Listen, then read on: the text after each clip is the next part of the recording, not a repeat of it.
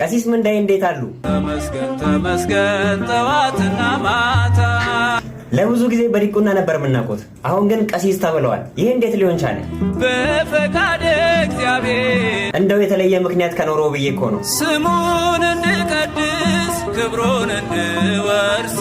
ይህማ መልካም ዜና ነው። በሉ እንግዲህ ይፍቱን ይባርኩን አባታችን። አቤቱ ሕዝብህን አድን ርስትህንም አሜን። ጌታ ሆይ ማራቸው ከፍ ከፍ አድርጋቸው አሜን። ይገርማል በእውነት ከዚህ አንስቶ ለዚያ ያበቃችሁ አምላክ ይክበር ይመስገን። አድርጎልኛል የሰራዊት ጌታ።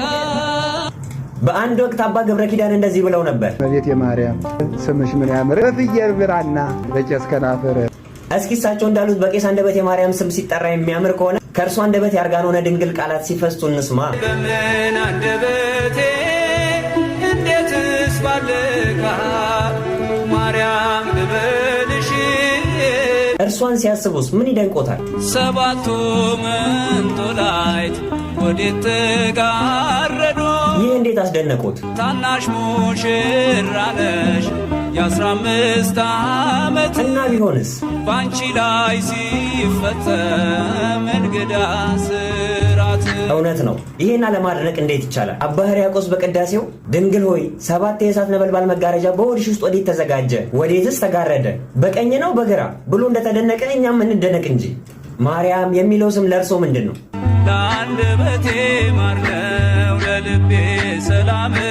ዘውትር በጸሎቶ ምን ብለው ያነሷታል? ሰአሊ ለነ ላለው ሲመሽም ሲነጋ።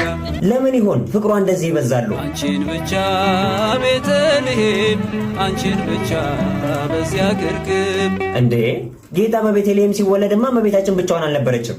እና አረጋዊ ዮሴፍም እኮ አብሯት ነበሩ። የሉም በመከራው ቀራንዮን ፈሩ። እሱማ እርግጥ ነው ሲወለድ በቤተልሔም ቢኖሩም ሲሰቀል በቀራንዮ አልነበሩም። አንቺን ብቻ ቀራንዮ አንቺን ብቻ በኮረብታ። ኧረ ቀራንዮም እሷ ብቻዋን አልነበረችም። እነ ዮሐንስም እኮ ከእግረ መስቀሉ ስር ነበሩ። ዮሐንስን በገሊላ በኤፍራታ አላየን። እና ይሄ ምን ያሳያል? ቤተልሔም ያሉ ቀራንዮ የሉም፣ ቀራንዮም ያሉ ግርግም አልነበሩ። አሃ አሁን ገባኝ። ድህነታችን የተፈጸመው ልደቱንና ጥምቀቱን ዘለን በስቅለቱ ብቻ ከመሰለን ስህተት እንደሆነ፣ ይልቁንስ ክርስቶስን ስንከተል በእግርም በግብርም መሆን እንዳለበት፣ ማለትም እርሱ እንደተጠመቀ እኛም ተጠምቀን ከማኅፀነ ዮርዳኖስ ከአብራ ከመንፈስ ቅዱስ ሀብተ ወልድና ስመ ክርስትናን ገንዘብ እንድናደርግ፣ ደግሞም በምሴተ ሐሙስ ደቀ መዛሙርቱን ቀድሶ እንዳቆረባቸው እኛም ኃጢአትን መደምሰሻ ጠላትን ድል መንሻ መንግሥተ ሰማያትን መውረሻ የሆነው ሥጋው ደሙን እንድንቀበል፣ ኋላም በስቅለቱ የተከፈለልን ዋጋ ዕለት ዕለት ከሕሊናችን ጓዳ ከልቦናችን ሰሌዳ ልናኖረው እንዲገባ የዘመሩልን ዝማሬ መሆኑን ተረድቻለሁ። በርትዕቱ ሃይማኖት በአባቶቻችን ፍኖት በተዋሕዶ በረት ያጽናል። እንወዶታለን።